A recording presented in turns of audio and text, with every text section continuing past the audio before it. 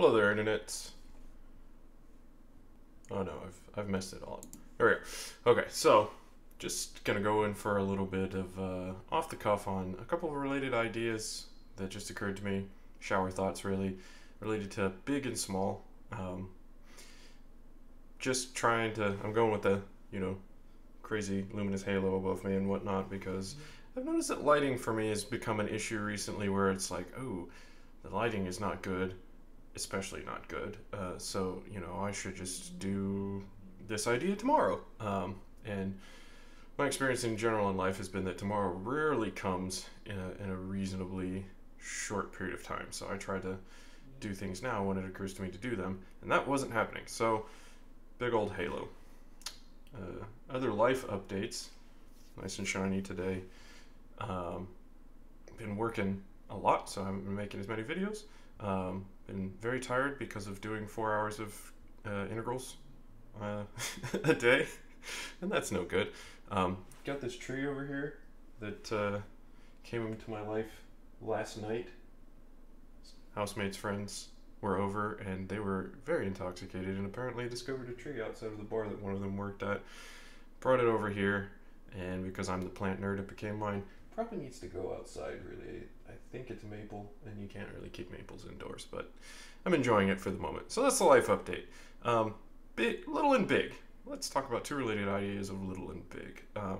One idea is sort of little moments versus big moments, because sort of an idea that I've encountered a lot in interacting with my fellow human beings, a place where we diverge, is that I tend to really try to stay away from big moments in general.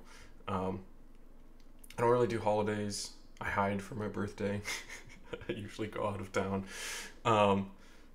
And a lot of that is just that I don't want to participate in a process of sort of trying to build up big moments, because I feel like, in just my observation of my fellow human being, very often those sorts of processes actually tend to obscure the fact that a lot of little moments are not going well. So, my favorite example of that is like Christmas. For so many people is a high stress affair. Like, Christmas could be perfect, right? It's literally just hang out with your family, eat good food, relax. But the need for Christmas to be perfect, right? It becomes this big event, and you have to do all these things, and people stress out about it, and they have these whole unfortunate family dynamics because everybody's under stress, and sort of their worst behaviors come out and whatnot. And that, is really unfortunate. My family, I do celebrate Christmas with my family, which is funny because none of us are Christians. We're all over the map. But we do get together for Christmas, usually like December 17th or something like that, because my mom doesn't really like to be in the airport around holidays.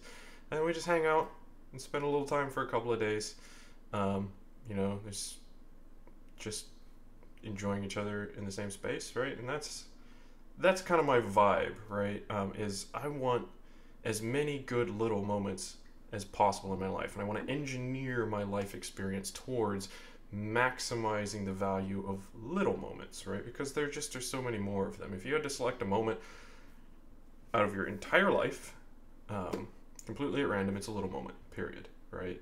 The big moments are few and far between, so optimizing your life around them going well just doesn't seem like a good game plan, right? You get thousands of little moments every day, so if you're optimizing your life around all of those going well, then your total life experience is going to be pretty good, right? Whereas if you're optimizing your life around a few big moments going really well, then most of your life, unless you are spectacularly lucky, is not going to be all that great, because you're just not optimizing for the bulk of your experience. And I think that really contributes to people, having a dissatisfied experience, is that they're trained their whole life that, all of these sort of big days or big events or big moments have to go a certain way, and so they spend a lot of time building a life that supports those going that way, but the life that they build isn't actually that pleasant for the bulk of their human experience. So just something to consider, right? Offsetting that, I'm a strange reclusive person, right? So the things that sort of the things that I'm naturally inclined towards maybe wouldn't be as satisfying to other people, right? So there's a middle ground somewhere where you can celebrate the holidays you want to celebrate in the way that you want to celebrate them, but also make sure that that's not detracting from the day-to-day life experience, right? Somewhere in there's a middle ground that probably doesn't actually look that much like the way that I structure my life, right? But the same lines of thinking can produce different forms of happy human experiences. Hopefully, that's the dream. So what was the other one? Oh yes. Also, little and big, I just wanted to talk about art for a moment. And not exclusively art, and actually most of the time not art, right? But media consumption. So I think that people generally recognize that big media, in the sense of, really impactful media, changes who you are, right? If you consume a work of great art, that can have a lasting impact on who you are as a person. And I think that most people kind of grok that there's some, most people have a piece of music, or an album, or a book, or a movie, or something like that they really can look at as, whoa, that really changed the way that I experienced the world. Like, that shook up the way that I thought, what have you. And that's a celebrated facet of art. That's one of the things that art adds to our human experience. But I think it's really underappreciated that that's not actually just art. That's all media changes who you are. And I think that there's a tendency for people to underestimate the significance of media in their lives when they're dealing with media that they don't conceive of as art, right? If it's not, breathing the rarefied air of fine art, right? People just treat all the rest of media as if it's just backdrop, it's just filler, it doesn't have a significant effect. And I just think that that's very much not true. And I hear people speaking in media narratives all the time, and I go, that's not how real human beings engage with the world, right? That's how a character in a TV show engages with the world, right? Because of the conceits of telling a story in a fixed amount of time and with a fixed budget. That's not real, and I hear people thinking in that, and I think, maybe I'm just overboard as a media skeptic, but I think that there are a lot of patterns of cognition that people internalize that they don't realize they're internalizing because they've been trained to perceive the sort of mundane media, the popular culture sort of media, as just sort of background noise or filler. And I think that some paying attention to the sorts of narratives you're exposing yourself to is a really important facet of, like I talked about in a previous video, building a healthy media diet and really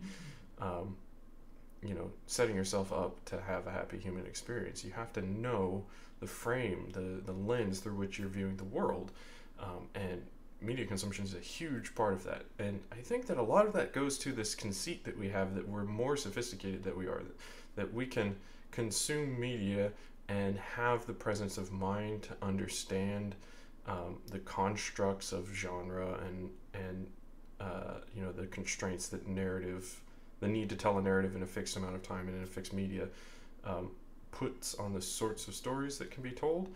And I just don't think that's true. I have the experience of, somewhat regularly, of watching something and knowing enough about the craft of storytelling to see the moves that are being made, how I, as a viewer, am being manipulated into having certain experiences in response to some piece of media.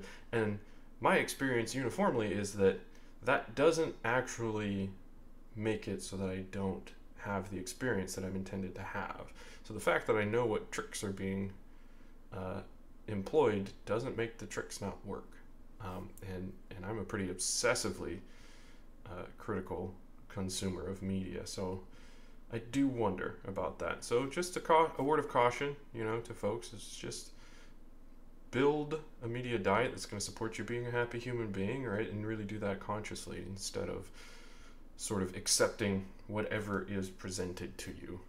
In my life, I don't know where they are. I was going to hold up my noise canceling earbuds, but that's a big part of how I do that in my life. It's just, if I'm out and about, right, I take responsibility for my acoustic environment. I just say, okay, people are going to try to expose me to all sorts of narratives, and I don't want to have that experience. I'm just going to put on some nice music, noise canceling, we're cool, right?